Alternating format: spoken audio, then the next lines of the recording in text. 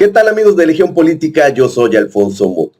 Nos encontramos el día de hoy a domingo 18 de agosto del 2024. Pues comenzamos con la nota del día de hoy, donde invitado catedrático de la UNAM, este personaje, Fernando Ogesto Martínez Mansur, sale a llorar de que hay que salvar a los jueces y magistrados corruptos de la sobrerepresentación que está proponiendo el partido de Morena, cosa que nunca se imaginó que el experto analista político Eduardo Andrade le diera un knockout en vivo y se burlara de él, de por qué siguen llorando los prianistas y los que defienden al poder judicial corrupto cuando la mayoría de los mexicanos salimos a votar, y sobre todo más de 36 millones, cuando realmente en la campaña de la doctora Claudia Sheinbaum fueron muy claros, hablaban del plan C y que queríamos la mayoría calificada de las dos cámaras. Así que así va a pasar, quieran o no. Comenzamos. Se vienen, pues yo creo que momentos trascendentales para nuestro Estado democrático constitucional. El tema de la reforma judicial depende también de lo que se va a decidir el viernes en el Consejo Federal del INE sobre la asignación de diputados de representación proporcional y de senadoras y senadores. Esto les dará la mayoría calificada o no para pues tener una mayoría para cambiar la Constitución y por lo tanto pasar la reforma judicial sin ningún cambio y sin que la oposición pueda meter las manos. Me parece que es trascendental esta semana para nuestro Estado de Derecho, para nuestro país, y por supuesto que vamos a estar muy de cerca de las instituciones, tanto del INE como de nuestra Cámara de Diputadas y Diputados, que sin duda pues tendrá que analizar este dictamen que me parece que es muy débil y que trae muchas falencias que podrían afectar a nuestro Estado de Derecho. Lo que ha cambiado desde que inició el debate sobre la representación, Eduardo, sin duda yo creo que esta semana es que se han sumado los ex consejeros, ex consejeras y también Lorenzo Córdoba a debatir, pero ya con un tono más político que obviamente como un referí en este tema.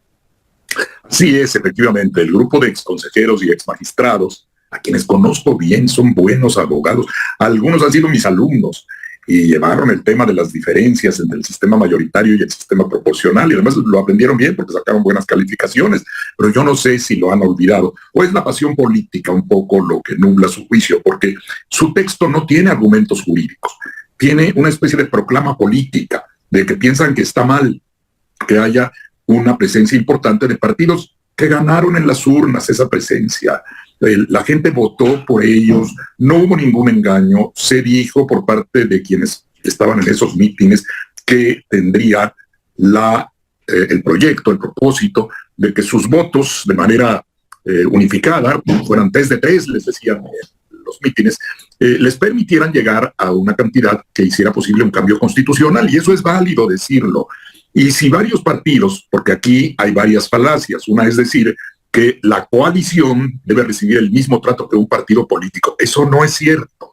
La Constitución, si la leemos en el artículo 54, dice que a cada partido político se le asignarán las diputaciones plurinominales que les correspondan, de acuerdo a sus votos. Y nuestro sistema no es absolutamente proporcional. Cuando ellos presentan que el grupo de partidos que ganaron la elección tuvieron 54% y que van a tener el 74% de representación en la Cámara, uno a primera vista dice, ay, ¿cómo va a ser? Pues eso es porque nuestro sistema no es absolutamente proporcional.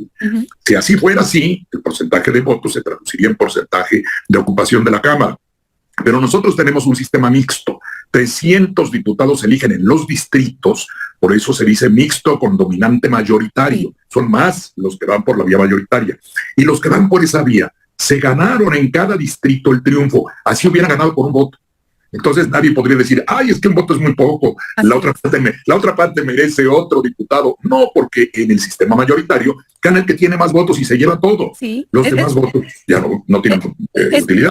Es correcto, Eduardo. De hecho, justamente ha dominado, sobre todo porque no ha podido contra este argumento la oposición, la proporción de los representantes por la forma en la que se ganó en las urnas. Es decir, al final el culpable, por así decirlo, de la sobrerepresentación, si así lo ven, pues es la gente que votó por el partido que va a caer en el poder o quien va a mayoritear en las cámaras. Es interesante que ahora el argumento es por las decisiones que se van a tomar, se habrán de tomar en las cámaras tanto del Senado como de los diputados, y que obviamente tiene que ver, trasfondo, Eduardo, con las reformas que propone el presidente Andrés Manuel López Obrador.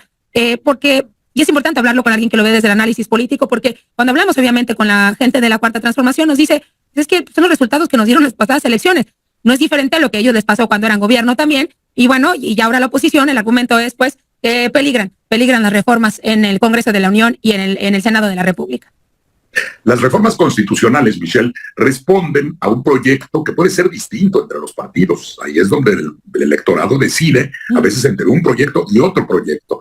Y no necesariamente tienen que estar coaligados los partidos. Ya en la Cámara, entren coaligados o no, pueden formar una mayoría calificada que les permita reformar la Constitución de acuerdo a su programa. Sí. En el sexenio pasado, el PAN, PRI y PRD juntos sacaron adelante varias reformas de las llamadas estructurales. Abrieron al capital privado Pemex, la CFE. Ese es un modelo distinto al actual, que le da mayor valor a la empresa pública. Pero tenían derecho de hacerlo en aquel momento. Contaban con la mayoría calificada y modificaron la Constitución de acuerdo a los programas que tenían. En eso consiste la democracia. Si ahora hay un proyecto diferente que obtuvo esa mayoría calificada, está en su derecho de promover esas reformas. Y los opositores están en su derecho de impugnarlas y de plantear por qué consideran que no proceden. Esa ya es la lucha política. Pero esa lucha política se dará en la Cámara en su momento. Tampoco hay que adelantar vísperas. No sabemos, a veces los partidos entran en alguna diferencia, a veces entre quienes llevan un proyecto común hay algunas distinciones de cómo esperan que ese proyecto camine. Vamos a esperar a ver qué pasa, pero de que si forman una mayoría calificada de 2/3, tienen el derecho de hacer los cambios constitucionales, pues lo tienen. Y lo tienen porque los votos que les dio la gente les permiten hacer eso. Eduardo, ¿considera que deberá el INE en algún momento o los tribunales modificar esta posición para evitar este tipo de conflictos? ¿O deberá seguir siendo la democracia quien domine justamente, o la forma en la que votan los mexicanos, que dominen así de forma natural qué se decide o no en las cámaras? Claro, las autoridades electorales, el INE y el tribunal, tendrán que aplicar la ley como la han venido aplicando antes, porque las reglas con que se está jugando esta elección son iguales, están desde el 2009, se vienen aplicando de ese modo. Que ahora el resultado no favorece a aquellos que antes, con esas reglas, también obtuvieron ventajas, pues eso no implica que descalifiquen las reglas, ¿no? Yo he puesto el ejemplo este del básquetbol, de decir, bueno, estaba jugándose el básquetbol y cuando yo narraba, las canastas solo valían 2 puntos. Ahora hay unas desde más lejos que valen 3. Si un equipo dijera a la mitad del partido, oigan, no se vale, el otro equipo tiene muy buenos tiradores y mete desde muy lejos. No, volvamos a la regla de 2 puntos por cada canasta. ¿Qué le diría la autoridad? Oye, eso no se puede hacer a la mitad del juego. Y mira, hay algo muy interesante.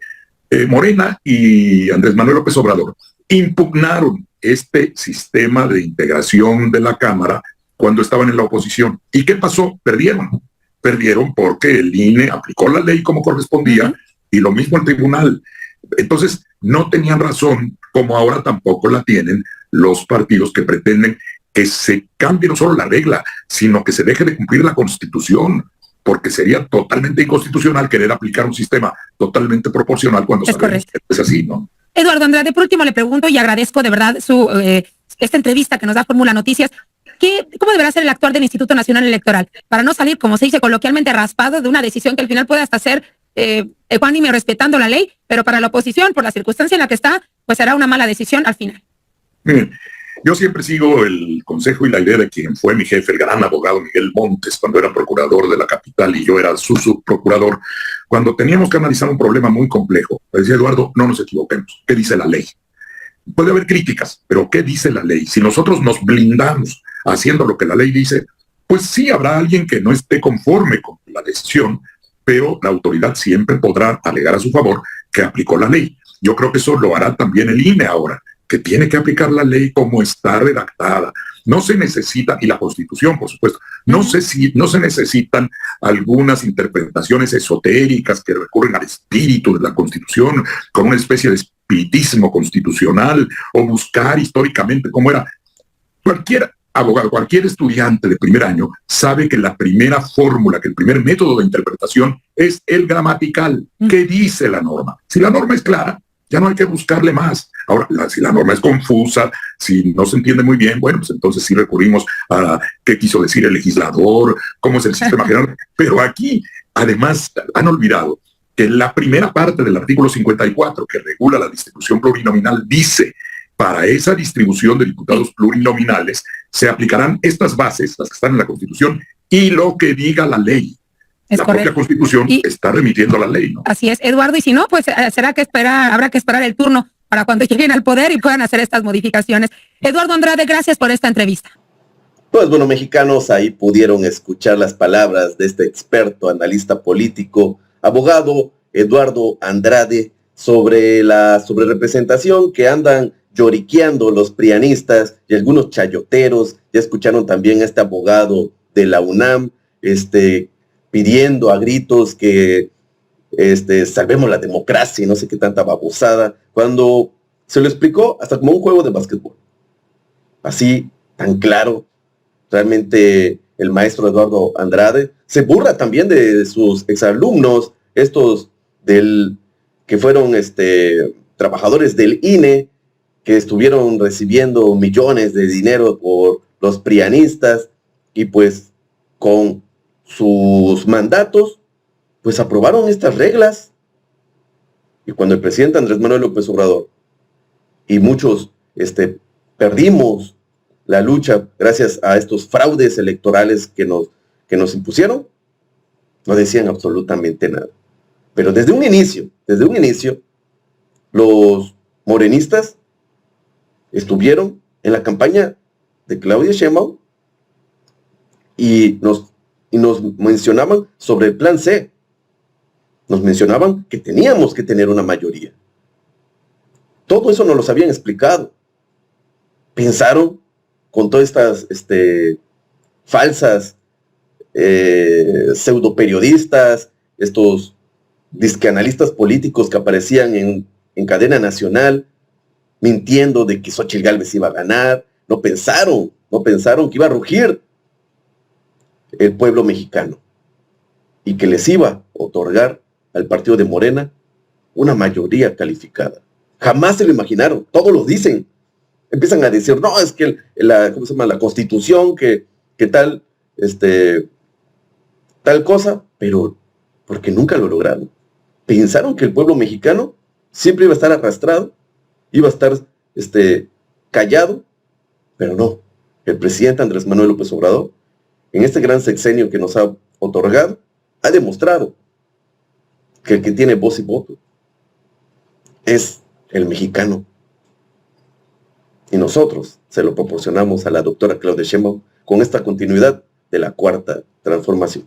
Pues bueno, mexicanos, que sigan llorando, ya basta de mentiras y esperemos que van a salir ahora con una tontería estas semanas, porque ya se viene la batalla este viernes para ver en qué queda toda esta situación, y esperemos que las reglas se respeten como así se lo respetaban a estos sinvergüenzas.